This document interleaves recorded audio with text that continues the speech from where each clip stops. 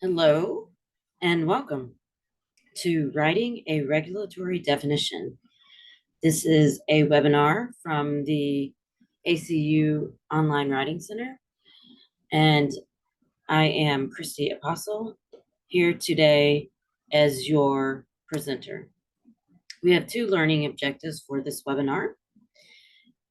First, we will go over creating a definition of family, aligning with changes in law, your community, and society in general. Second, we'll go through a workshop for CONR 628, week 1, assignment 1, on the legal definition of family. So let's begin with objective 1. Create a definition of family aligning with changes in law, your community, and society in general. So what is a regulatory definition? These definitions describe regulations or edicts that evolve, that change over time, that evolve with changes in society and communities, including economic, scientific, and technological changes. So the assignment mentions a legal definition. Legal definitions specifically apply to laws and also evolve as changes occur over time. Both types, the regulatory and the legal, both types of definitions provide guidance and standards to ensure that regulations or legal matters are consistently upheld. So the definitions are helpful in leading us to uphold regulations and legal matters consistently.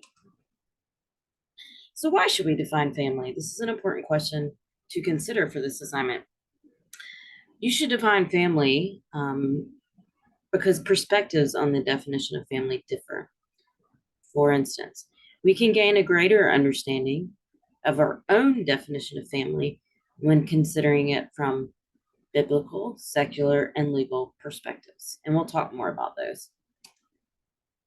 So let's look at an example of a traditional family.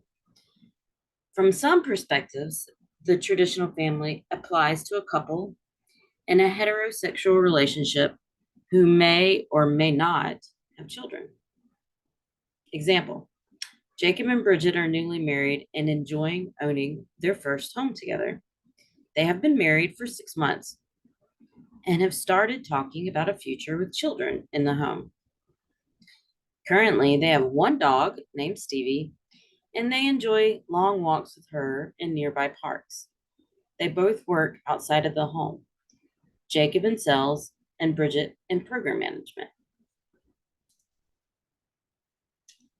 So let's consider this example from the biblical perspective or the biblical definition of family, since you will need to, for this assignment, provide a definition for the biblical perspective. From a biblical perspective, a family is composed of people who are related by marriage, birth, or adoption.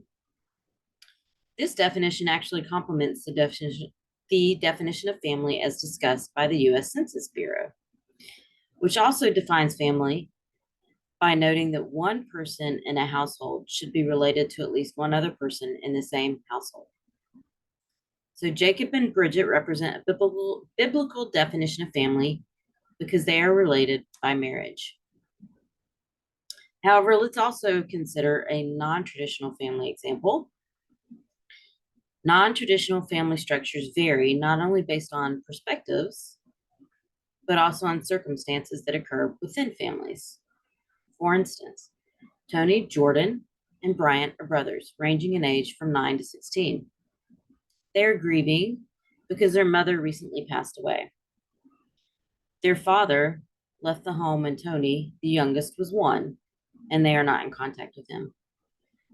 Due to a terminal illness, the mother talked at length with Sam, the brother's mentor, before she passed away. He agreed to care for the boys and is in the process of legally adopting all 3 of them.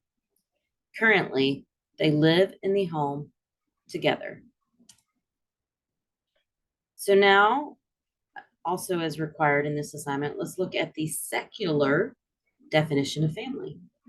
From a secular perspective, a family may be composed of people who are related by marriage, birth, or adoption, but it may also include people who live in the same household.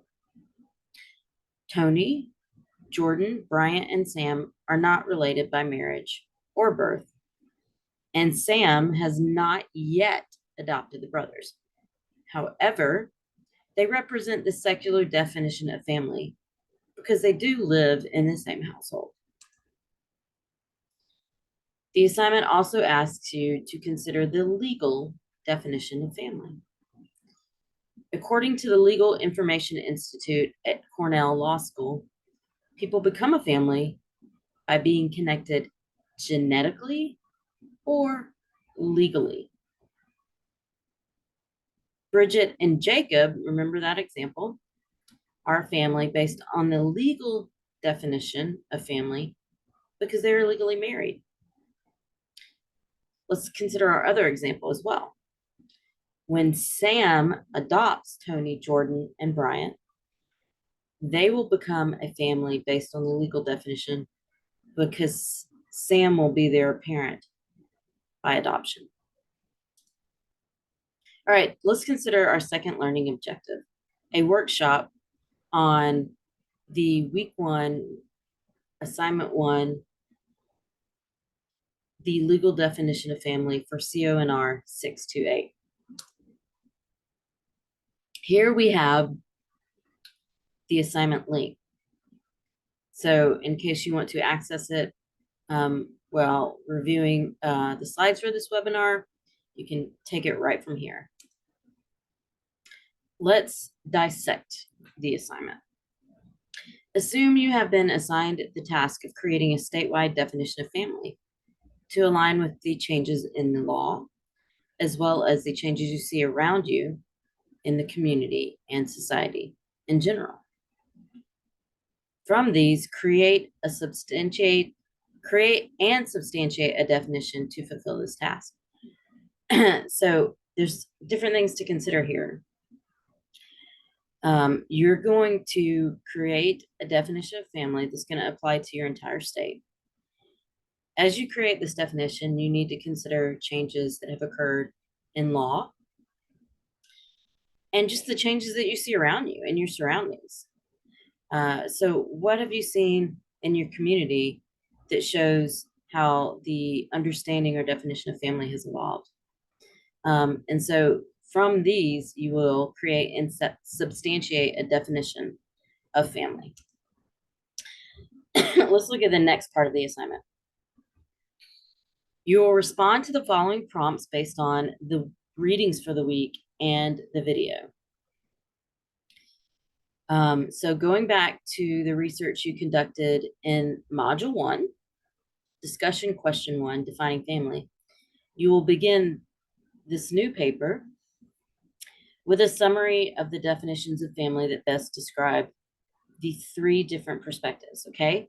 So you're going to have one definition for each perspective. So provide a definition for the secular perspective of family, provide a definition for the biblical perspective of family, and provide a definition for the legal perspective of family. After you have provided those 3 definitions, you will create a new statewide definition of family to align with the changes in law and society. After including this definition, explain it. So interpret it. Why did you state it the way you did? Why did you include the components that you did? We'll talk a little bit more about this in a minute. And finally, you will provide a personal opinion on whether your new definition, this is the statewide definition, on whether your new definition aligns with your personal understanding of biblical principles.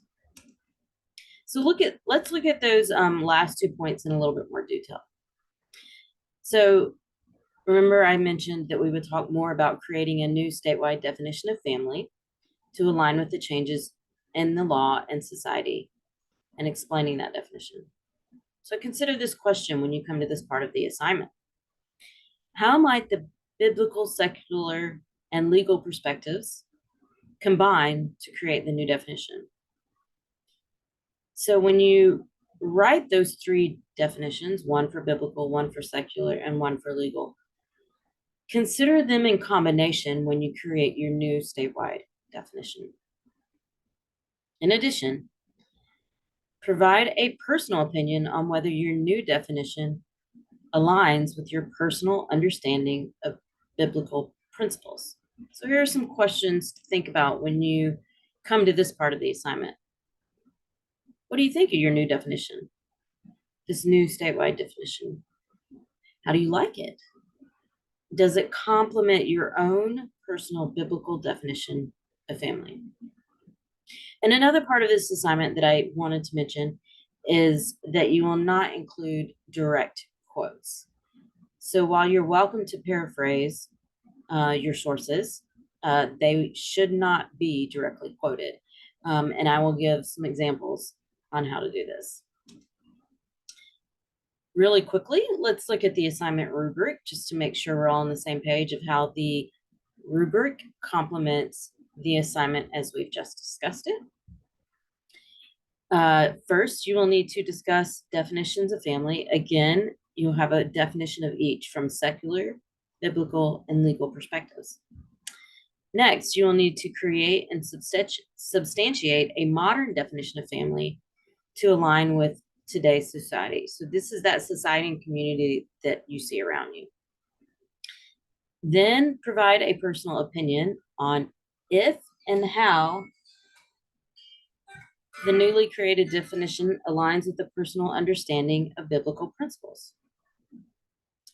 And also note that your paper will need to be 1,500 words. Don't count the headings or the references in that. You'll use APA. You'll include in-text citations and a references page aligning with APA in order to complete the paper. So let's talk about APA. The professor has encouraged using a scholarly journal article in your assignments in this course. So here's an example of how to cite one. You have in the reference example, an author, a publication date, the title of the article, the title of the journal, and that is followed by a series of numbers. These are 54 is the volume number of the journal. It is in issues 2 and 3, this article, and it is on pages 81 through 97. Finally, I have finished this reference list entry with the URL where you can find the article. And next we have an example of paraphrasing the article. Again, since you should not directly quote the article, any articles that you use or any sources that you use. So Scare discussed that in the 1900s, the meaning of family evolved through applications of nuclear families, extended families, and a network of families related through multiple marriages and consisting of stepbrothers, stepsisters, and stepparents. You will probably also in this course need to cite your textbooks. One of them is Peacemaking for Families. So I have included an example here of citing that book.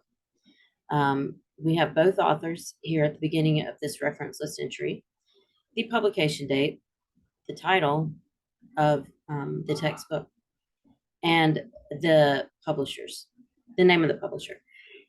When citing the publisher at the end of a reference list entry, APA does not require including designations of business structure, such as an abbreviation for incorporated. So it is not included in this entry. Although you see it in your syllabus, you will not include it in the reference list entry when you're including the textbook on your references page. So for this webinar, I used a couple of sources, and I'm just including them here for your reference. I provided the legal definition of family from the Legal Information Institute, and I cited a source from the U.S. Census Bureau page, and it's an article by Pemberton. If you would like to work with the Online Writing Center more, here are some points about how to do that. You can go to the Online Writing Center group in my ACU, and also we have created a video for the steps that you would need to take to make an appointment and submit a paper. So you can go to this link. We will work with you at any stage of your writing. So if you're brainstorming or you're drafting, if you're revising or you're editing, we're here to help. There are two different types of appointments that you can schedule with the Online Writing Center. You can schedule an email or asynchronous appointment in which you upload your paper and we send you feedback by email within 24 hours, which you will see titled as a Writing Center report. You can also schedule a Zoom appointment. You'll go to the schedule to find one of these and click on the Zoom link at your appointment time after you have scheduled it. And note that all appointments are in Central Time. You can also find out more about the Online Writing Center by accessing our writing-related resources on the Online Writing Center websites linked here at this last bullet. If you do decide, and we hope you do, to submit a paper to the Online Writing Center, schedule an appointment at WC Online and then upload the paper to the appointment form. We also offer other webinars besides this one. On Tuesday, August 20th, 2024, from 6 to 7, for example, there will be the Intro to APA's 7th edition webinar. And then the following Tuesday, on August 27th, from 6 to 7 Central Time, you might like to check out Beyond Summary, Adding Analysis and Synthesis to Your Writing. Here on the left side of the slide, you can see that you can check out all of our webinar recordings, so all that webinars we've ever done on our website at this link. And another resource that you can use to check out our webinars is our YouTube channel that is also linked to on the left side of this slide. Other resources that the Online Writing Center offers are an APA course paper template, which is at the first link here. In the second bullet, again, you can have access to our YouTube channel.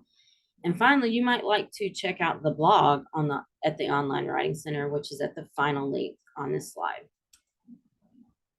If you need to contact us, just ask us a question, email us. Then you can do that at the first link here on this slide, Online Writing Center at acu.edu. If you would like to schedule an appointment, you can check the second link on this slide.